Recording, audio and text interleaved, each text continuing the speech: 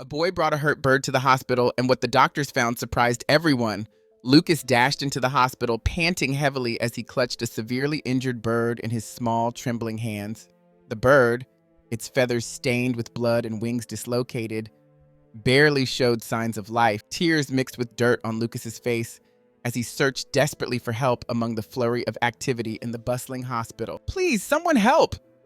Lucas's voice broke with urgency as he approached the reception desk, the bird cradled protectively in his arms. "It's dying. You have to save it." The nurse at the desk stopped typing abruptly, her eyes widening at the unexpected plea. The hospital was equipped for human emergencies, not wildlife. She shared a puzzled look with an orderly standing nearby, unsure how to respond. "This is a hospital," she explained softly, trying to be as gentle as possible. "But please," Lucas interrupted, his voice laden with panic. "It's my fault it's hurt, but you can fix it.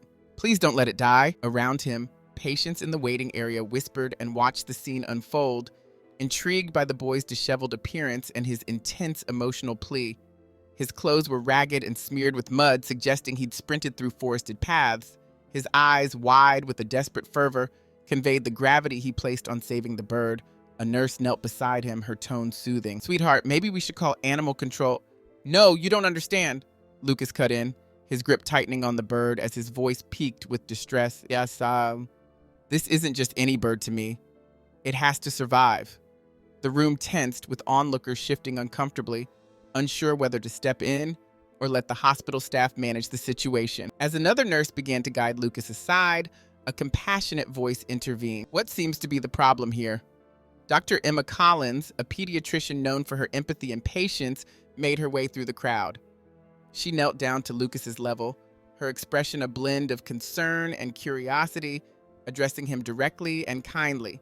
The nurse stood up and addressed Dr. Emma Collins, her voice tinged with bewilderment. "This young boy wants us to help a bird," she explained. Dr. Collins glanced at the bird, visibly battered and clutched in Lucas's shaking hands. Kneeling to meet his eye level, she introduced herself with a soft, reassuring tone. "Hello there. I'm Dr. Collins.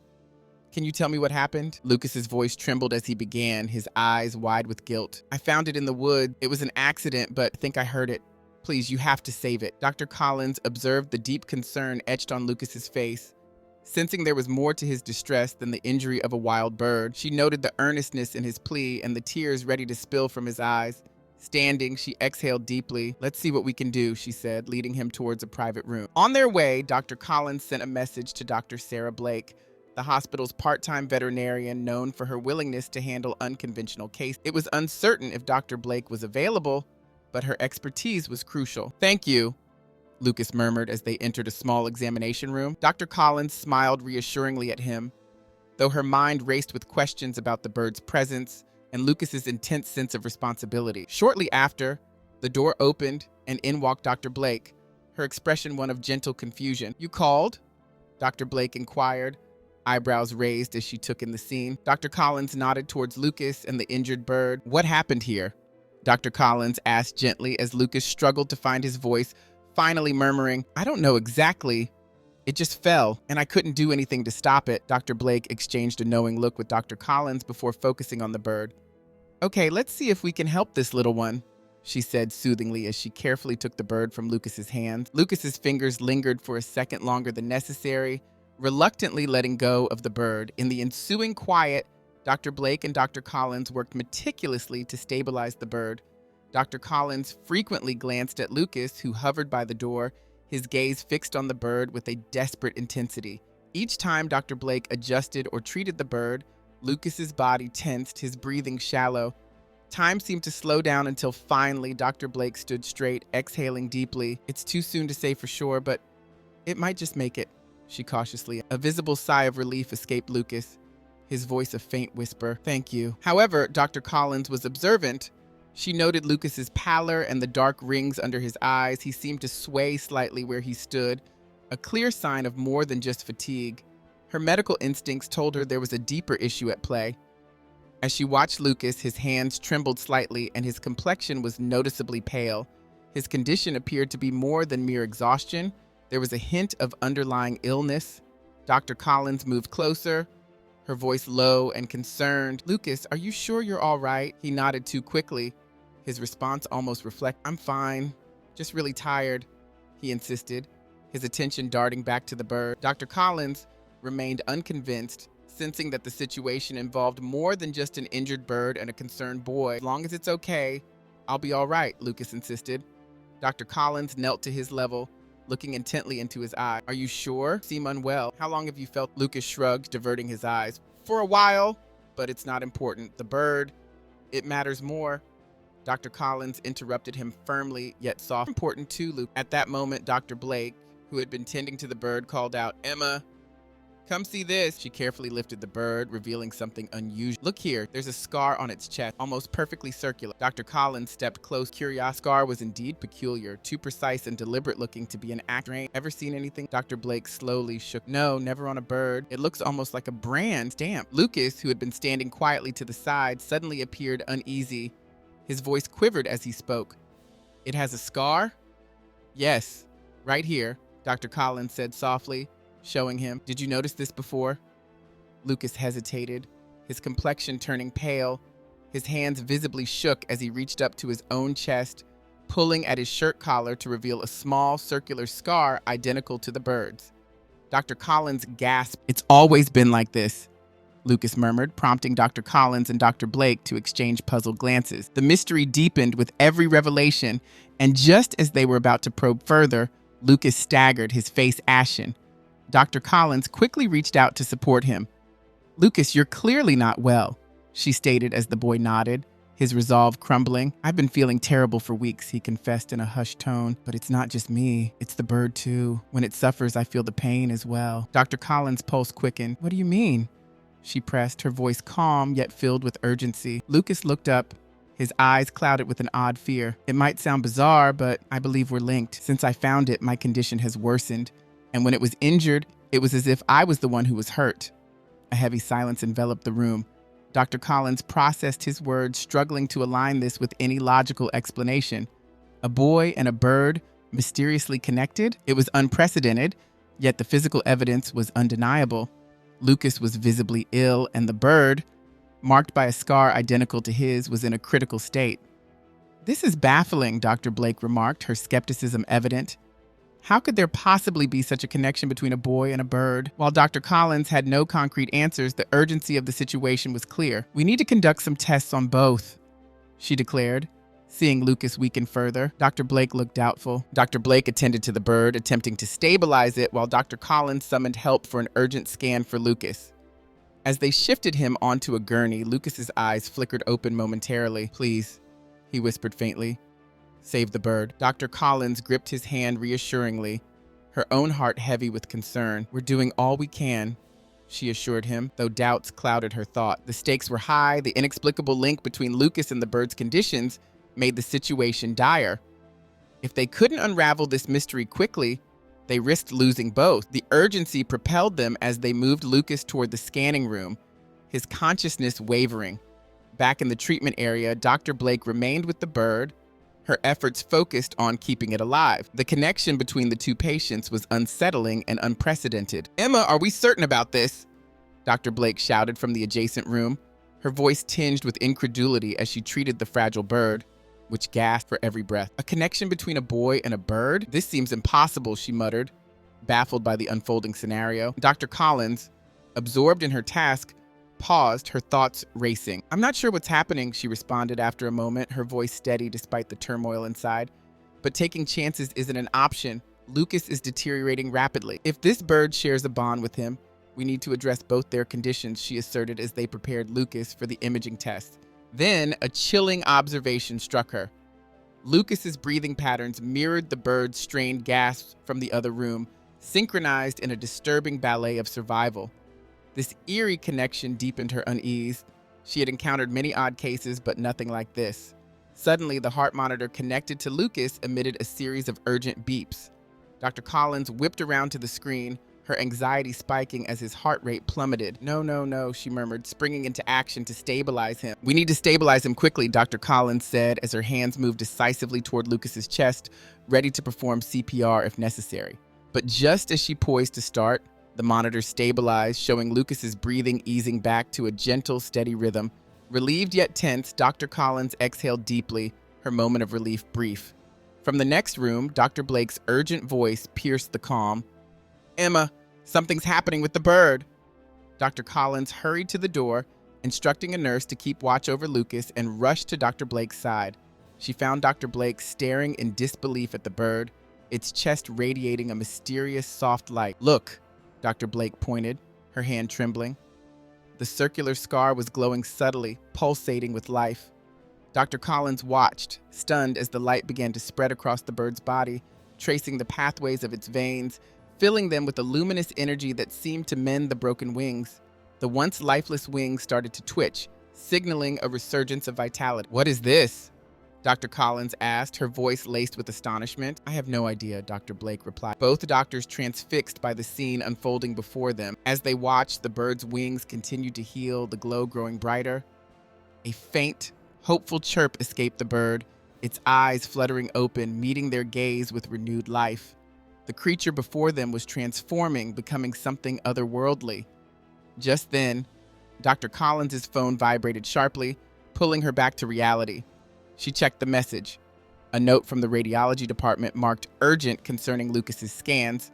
Without a moment's hesitation, she dashed back to the radiology room, leaving Dr. Blake with the miraculously recovering bird. In the radiology room, the technician awaited her with a grave expression. "You need to see this," he urged, guiding her to the screen displaying Lucas's scan. The images revealed his heart, lungs, and ribs, but a strange glowing formation caught Dr. Collins' eye. A circular shape positioned directly over his heart, glowing just like the scar on the bird. "That can't be right," Dr. Collins muttered, leaning in for a closer examination. There, clearly visible, was a luminescent circle, identical in shape and size to the bird's scar, pulsing faintly on the screen. "It's as if something's embedded within him," the technician murmured, still in shock. "Well, we double-checked the scans. There's definitely no error." Dr. Collins struggled to process the situation. How was it possible for a boy and a bird to share such peculiar similarities? The same scar, the same luminescent glow, even their heartbeats synchronized. As she pondered, Lucas stirred on the examination table, his eyelids fluttering. Dr. Collins immediately went to his side, holding his hand gently. "Lucas, can you hear me?" she asked. His eyes looked distant, hovering in a space between consciousness and a dream state. But he managed a faint nod. "Are you in any pain?" she inquired softly, sweeping his hair back from his forehead. Lucas shook his head, his voice a mere whisper. "I feel like I'm floating, like part of me isn't here." Dr. Collins' concern deepened, her maternal instincts as a doctor kicking in. She leaned in closer, her tone both soft and urgent. "Lucas, this scar on your chest, do you remember when you first noticed it?" "I've always had it," he replied weakly. "My mom always told me I was special, but I didn't understand what she meant. Not until now." "Special? How so?" Dr. Collins pressed, seeking clarity in his cryptic words. His breathing grew labored, his eyelids heavy. "The bird, it's part of me," he murmured. "I can't explain it, but we're connected." As Lucas's voice trailed off, Dr. Collins felt a surge of fear mixed with confusion. The situation defied any logical medical explanation. She was facing a phenomenon that seemed to transcend the boundaries of science. Realizing the gravity of the situation, that Lucas's life could be in jeopardy if they didn't unravel the mystery soon, Dr. Collins felt an urgent need to act. The bizarre link between Lucas and the bird was undeniable, yet utterly perplexing. She eyed the monitor displaying Lucas's vital signs. His heart rate was erratic, a constant reminder of the critical nature of his condition. With each dip, anxiety gripped her more tightly. Knowing she needed more than medical knowledge to tackle this, Dr. Collins reached for her phone to call Dr. Alan Morrison, a renowned geneticist with whom she had collaborated on complex cases before. This mystery required a broader spectrum of expertise than what traditional medicine could offer. Alan was known for his reliance on empirical evidence, always grounded in undeniable facts. If there was anyone who could decipher the strange results from Lucas's scans, it would be him. However, Dr. Collins fretted that even Alan might find this case bewildering. She needed someone capable of looking beyond the conventional scientific approach. After ending the call, Dr. Blake re-entered the room, her complexion ashen and eyes wide with shock. "Emma, I'm at a loss for words. The bird, it's completely recovered. It's as if it was never wounded." A shiver coursed through Dr. Collins as she processed this news. The bird's miraculous healing, the glowing scar, and Lucas's deteriorating health All suggested they were dealing with phenomena unlike any they had encountered before. Time was running out for Lucas. "We have to understand what's happening with him," Dr. Collins voiced, her tone tinged with urgency. "I've reached out to Dr. Morrison, a geneticist, though I'm not certain even he can grasp this situation." The scar on Lucas exactly matches the one on the bird he brought in," Dr. Collins explained, pointing to the luminescent shape on the scans. Dr. Morrison, ever the skeptic, furrowed his brow, tracing the outline on the screen. "Glowing?" he echoed, his tone laden with disbelief. He approached Lucas for a closer inspection, his analytical eyes scrutinizing the boy. "Are you suggesting there's a physical connection between a boy and a bird?" Dr. Morrison asked, incredulous. Dr. Collins nodded, her expression serious. "Yes, that's precisely what's happening. And I know it sounds far-fetched, but our conventional knowledge doesn't cover this." Dr. Morrison paused, then crossed his arm. "Okay, let's go over everything from the beginning." Dr. Collins and Dr. Blake relayed the events, from Lucas's urgent arrival with the injured bird to its mysterious recovery. As the narrative unfolded, Dr. Morrison's initial skepticism shifted to a more contemplative intrigue. After they finished, he exhaled. "This is exceedingly peculiar," he acknowledged. "If there's a biological link, we should look at their DNA. Perhaps there's a clue in their genetic material." "I considered that," Dr. Collins agreed, "but Lucas's condition is worsening rapidly. We may not have time for a full genetic workup." Dr. Morrison thought for a moment before responding. "Then we'll perform a rapid comparative analysis. We don't need the entire genome, just enough to spot any anomalies that they might share." Dr. Blake quickly went to extract a blood sample from the bird, motivated by the urgency of their situation. Meanwhile, Dr. Collins remained by Lucas's side, observing his frail condition.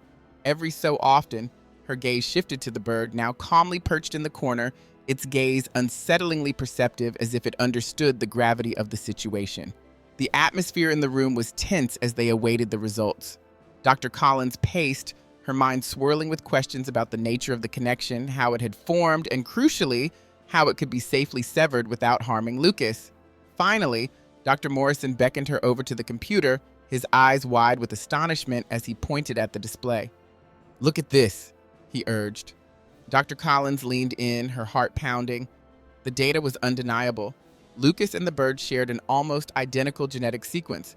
The discovery was inconceivable, yet undeniable. "This can't be happening," Dr. Collins murmured, her eyes locked on the screen displaying the shared genetic markers. "How could this be possible?" Dr. Morrison shook his head, his tone solemn. "I'm not sure, but this isn't natural. This isn't merely a mutation. It's as if it was engineered." The room felt heavier with his suggestion. Dr. Collins felt a chill. "Engineered? You mean someone might have done this deliberately?" Dr. Morrison met her gaze, his face expressionless. "It's possible, Emma, but we need to act quickly. The link between them, it's harming Lucas." Panic surged through Dr. Collins. "How do we sever this connection?" "I don't have the answers," Dr. Morrison confessed quietly, "but this situation is far beyond normal scientific boundaries. We need to uncover the origin of this connection before it's too late."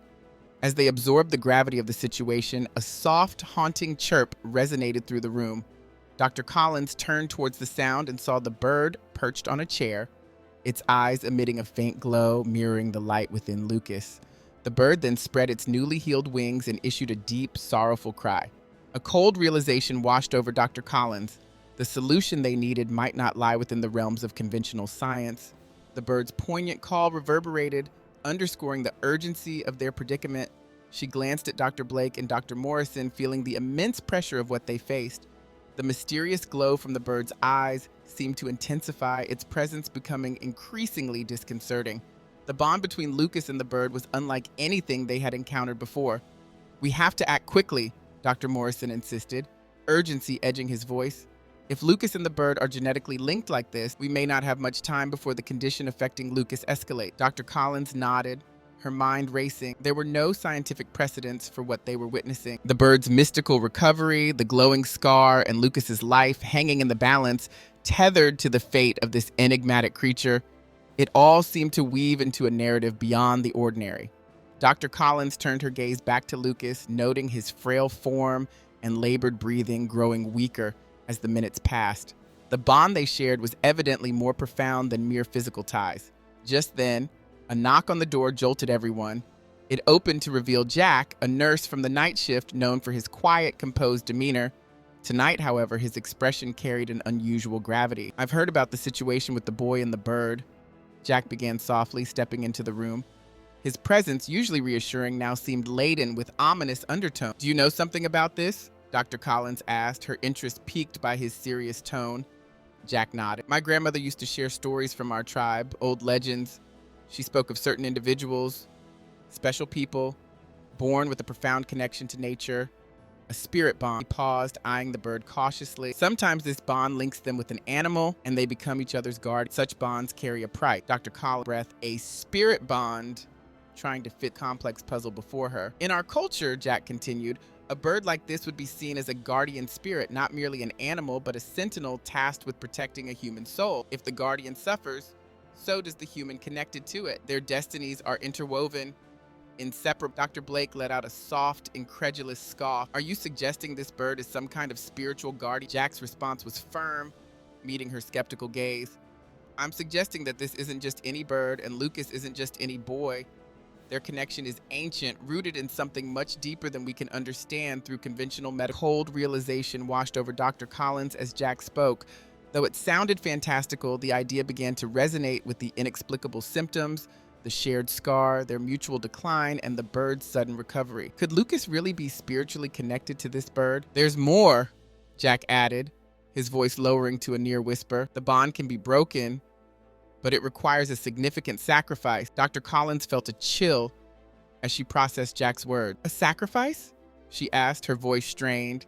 Jack looked solemnly from Lucas to the bird and back. One of them must let go for the other to live. A heavy silence enveloped the room, the gravity of Jack's statement settling over everyone. The stark choice before them was heartrending. Either Lucas or the bird had to sacrifice its life so the other could survive. Dr. Blake broke the uneasy quiet, her tone edged with disbelief. This is absurd. We cannot let a child's fate be tied to a bird. Dr. Collins harbored a sinking feeling that Jack's old world beliefs might hold the answer, despite their fantastical nature. The connection between Lucas and the bird was profound, and it seemed beyond the reach of conventional medicine. Dr. Morrison, always grounded in logic, interjected, even if we entertain this idea of a spiritual bond, we need to explore its origins scientifically. There must be a biological explanation behind it. It's not simply mysticism. Dr. Collins shook her head, feeling the urgency. Perhaps it's not just mysticism, but Lucas's time is running out. We need to decide now. Jack's voice was steady. We can't waste time on tests or discussions. You should ask Lucas what he wishes to do. The thought of burdening Lucas with such a grave decision was agonizing for Dr. Collins. How could they ask a child to choose between his life and his guardian spirits? Yet, as she wrestled with these thoughts, Lucas stirred on the bed. His eyes fluttered open, meeting Dr. Collins' gaze with a clarity that belied his weak state. I heard you, he whispered faintly. About the bond. Dr. Collins knelt beside him, her voice soft. Lucas, you should rest now. Don't worry about this. I want to save it, Lucas interrupted, his eyes intense, focusing on Dr. Collins. His resolve was unexpected, his voice firmer than she anticipated. The bird, it's more than just a bird. I can feel that it's important, Lucas said, his voice soft yet determined. Dr. Collins' eyes welled up with tears. Lucas, you don't need to make this decision. But Lucas gently shook his head, his frail voice carrying a conviction beyond his years. It's okay. I felt it since the day I found it. It's here for a purpose. If it dies, something worse will happen. I'm sure of it. Dr. Collins gasped, struck by the boy's serene acceptance and his intuitive understanding, which seemed far deeper than anyone else's in the room. Dr. Blake moved closer, her voice a whisper. You can't be serious, Lucas. You're just a child. This shouldn't be your burden. Yet Lucas offered her a bittersweet smile. It's not about me. It's about doing what's right. The bird must survive. Jack watched quietly, his face unreadable, but his eyes showed a profound respect as he observed Lucas. He knows more than we do, Jack murmured, acknowledging Lucas's insight. Dr. Collins' mind raced, seeking any other possible solution. But deep down, she sensed the truth in Lucas's word. The bird held a key role in the mysterious balance of the forces that connected it to Lucas. She didn't fully understand it, but Lucas seemed to. Before anyone could object further, the bird cried softly. Its chest emitted a brief, intense glow as if affirming Lucas's resolution. A tranquil stillness enveloped the room, signaling that the bird sensed the decision too. Suddenly, the glow diminished, and the bird lay still, its body relaxed, wings gently folded as if it had accepted its fate with peace. Dr. Collins felt a profound sadness as the life faded from the bird. She turned to Lucas, bracing herself for the worst, only to find his breathing even and his complexion rosier. His heart rate, previously erratic, now beat steadily on the monitor. He's stabilizing? Dr. Blake said, incredulous. In awe, Dr. Collins realized that Lucas was not only stable, but was beginning to recover. The bond was severed, but not through Lucas's sacrifice. Instead, the bird, his guardian, had made the ultimate sacrifice. Tears streamed down Dr. Collins's cheeks as she looked at the young boy. Lucas, you're going to be all right. Lucas offered a faint smile, his eyes reflecting a mix of sorrow and serenity. I can still sense it, he whispered faintly. It's gone, yet it feels like it's still here. Watching over, Dr. Collins swallowed, feeling the weight of the moment press upon her chest. She might never fully grasp the night's event, but one fact stood: Lucas had survived an extraordinary ordeal, and the essence, the bird, protector, would remain a part of it forever. A deep silence filled the room, heavy with the magnitude of what had occurred. Dr. Collins dabbed at her eyes, then looked at Dr. Blake and Dr. Morris, who appeared stunned, still trying to comprehend the unfolding mystery. The bird's lifeless form lay on the table, its presence still palpable in the charged air. It was Jack who finally spoke, his tone filled with a solemn reverence. The spirit has moved on, he stated quietly, yet it hasn't completely departed. Lucas is correct. It continues to watch over him, now part of something greater. Dr. Collins took a deep breath, attempting to find her equilibrium. The realm of science offered no explanations for the evening's supernatural phenomena, challenging every rational instinct within her. Yet, facing this inexplicable reality, she crouched beside Lucas, taking his hand gently in hers, her voice imbued with awe and Lucas, you're incredibly brave, she murmured, brushing a lock of hair from his face. What you've done is selfless. You've helped it in a way only you could. Lucas nodded slightly, his gaze distant yet filled with an enduring sadness. I didn't want it to suffer, he said soft, but I knew this was necessary. It gave itself for you, Dr. Collins affirmed, her grip tightening around his hand. It was more than just a bird, Lucas responded, his tone soft yet resolute. It was a guardian. I felt its protection from the moment we met. Dr. Collins nodded, her emotions welling up as she processed his words. She looked towards Jack, who returned her gaze with a subtle, understanding nod, acknowledging the profound bond that had been revealed between Lucas and his guardian spirit. He understood in ways the others could not grasp. Dr. Morrison, who had remained silent for much of the conversation, finally voiced his thoughts, his tone softer. I'm not sure what we've just experienced, he confessed, his gaze shifting between Lucas and the still bird. This wasn't merely biological. There's something here we can't fully grasp, something profound and ancient. Dr. Blake, still visibly unsettled, crossed her arm. I always believed science had all the answers, but this, it feels like something from an old legend. Dr. Collins knew that Dr. Blake's skepticism echoed her own initial doubts, but looking at Lucas, now serene and regaining his natural color, it was hard to deny the reality of what had occurred. She had witnessed many unexplained events in her career, but none quite like this. Dr. Morrison cleared his throat, moving toward the exit. I'll document this as accurately as possible, sir, he said, though I doubt many will accept it without witnessing it themselves. It may not need validation, Dr. Collins replied softly, her eyes fixed on Lucas. Some things aren't meant to be fully understood. Dr. Morrison paused, then nodded in agreement, recognizing the limits of empirical explanation. I'll be around if you need more help, he added before exiting the room, leaving Dr. Collins, Jack, and Lucas alone with the quiet aftermath of the night's event. Jack stepped closer to Lucas, his demeanor comforting and calm. You handled this bravely, young man, he commended softly. Spirit is at peace now, and so are you. Lucas, his eyes heavy with fatigue, murmured, I can still sense it, watching over. It hasn't really left. It never will. Jack responded with a gentle smile. You'll carry this guardian spirit with you always. It sacrificed its life for yours, creating a bond that will last forever. But you'll be all right. You have a protector forever. As Lucas drifted into a restful sleep, Dr. Collins and Jack remained by his side, feeling the room's tension finally dissipate, replaced by a tranquil calm. The bird had sacrificed itself for Lucas, and whatever mystical force had intertwined their fates had now seemed to let go. Do you think he'll recover fully? Dr. Collins asked Jack quietly, her voice laden with concern. Jack nodded, his expression contemplative. He'll be more than all right. He's gained a strength we might never fully understand. The spirit has safeguarded him, and in turn, he'll likely extend that protection to others. Dr. Collins grappled with the reality of the profound connection, the selfless sacrifice, and the serene peace that had settled in the room.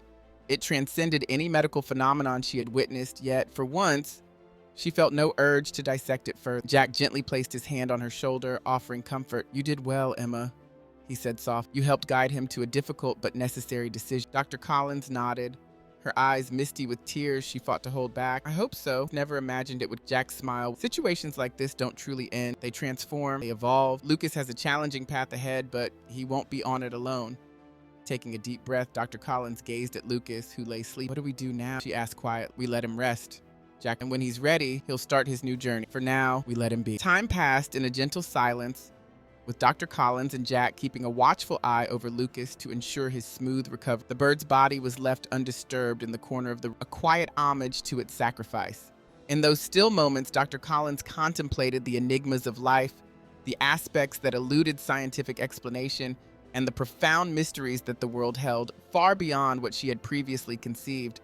By dawn, Lucas was awake, visibly gaining strength, though a melancholic undertone touched his smile as he greeted Dr. Collins and Jack. "I feel better," he spoke softly, "but there's a strange emptiness, like I've lost something." Dr. Collins sat next to him, "Understand, that's to be expected," she assured him. "You've experienced something extraordinary, but remember, Lucas, you are resilient. You'll recover from." Lucas's gaze dropped to his chest, to the scar that lingered as a subtle reminder of his bond with the bird. "I can still feel it. It's quieter now, but it's there." Jack knelt to meet Lucas's eye. "That sensation will always be a part of," he explained, his voice gentle. "But it's not a burden, it's a gift." Lucas nodded, absorbing Jack's reassuring words with a reflective expression. As the day progressed, the time came for Lucas to be discharged from the hospital. Dr. Collins embraced him gently, her words warm with affection. "Take care of yourself, Lucas. Remember, you're never alone." "I won't forget," Lucas replied, his tone imbued with a newfound strength. He cast a final glance over his shoulder at the place where the bird had rested, a silent homage to his guardian. Dr. Collins watched him leave, feeling a part of her heart exit with him. The enigma of Lucas and the bird would linger, a tale she could never fully articulate. Yet ultimately, its mystery was overshadowed by the profound truth she had encountered. She had been a witness to the extraordinary power of sacrifice, the depth of unseen connections, and a young boy discovering his role in a universe far greater than he had ever imagined. As the hospital doors closed behind Lucas, a serene calm enveloped Dr. Collins. The narrative of their experiences was far from concluded for either of them, but armed with the resilience imparted by the spirit that had sacrificed itself for him, she was confident Lucas was well equipped to face whatever challenges lay ahead.